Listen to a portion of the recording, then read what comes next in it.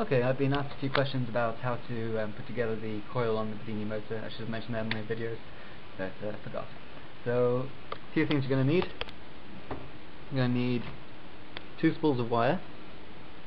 One of these will be the 22 and one of them will be the 26, or whatever gauge wire you can actually get your hands on. Not all of them is always available. And you're also going to need something to wrap these wires around, and luckily for me I've got an empty spool. Problem is, if this is your first motor, then you're probably not going to have an empty spool lying around, so you are going to have to try and improvise and find something that'll work.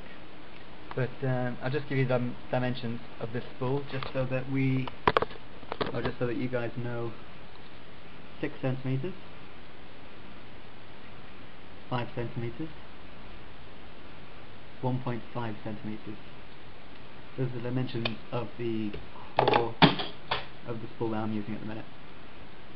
And to make your coil, you'll need 2 spools of wire, and they're normally sold something like this.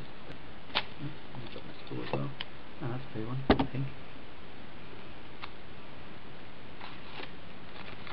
Right, now I haven't had pink wire before. It comes in all different colours. It can come just copper coloured, or it can be red or green, or I don't know, any colour anyway. I've got a few different colours. Okay, so you have something to wrap the wires around, and you have your 2 spools of wire. And somewhere on there should be 2 loose ends. So, loosen that up a bit.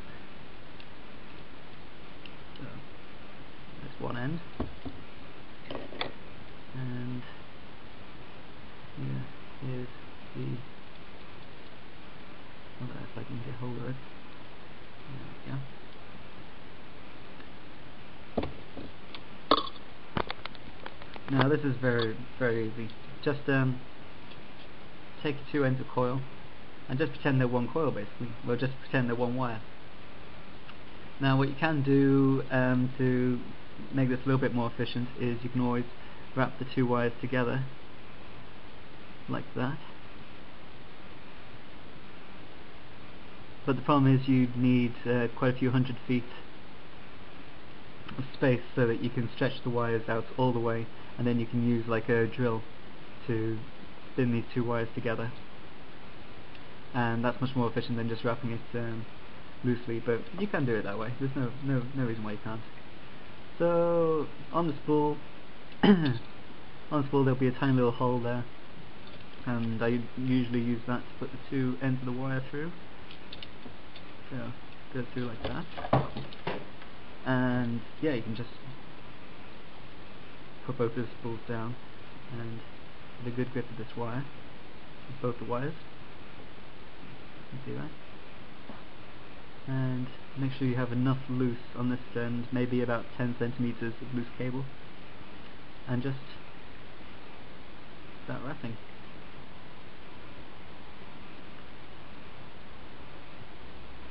Yeah, just wrap them both together. So you wrap all the way along. I'm going to do this very loosely. There we go. Now you want to take your time with this. I'm doing it very quickly just to show you. But there we go.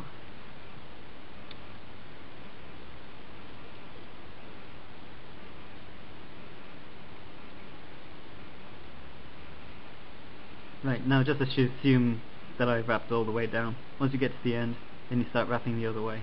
So then we start going back. Like that. And like I say, you want to use at least 650 turns altogether. But what I tend to do, and what's best, is just fill the spool all the way to the edges. Just completely fill the spool with as many coils as you can. And yeah, that's probably the best coil you can make with one of these little spools.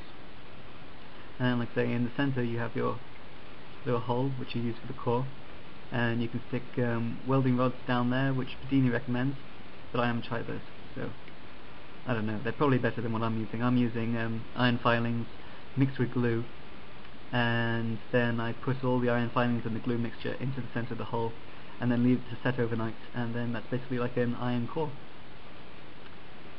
So there you go. Hopefully that explains a few things.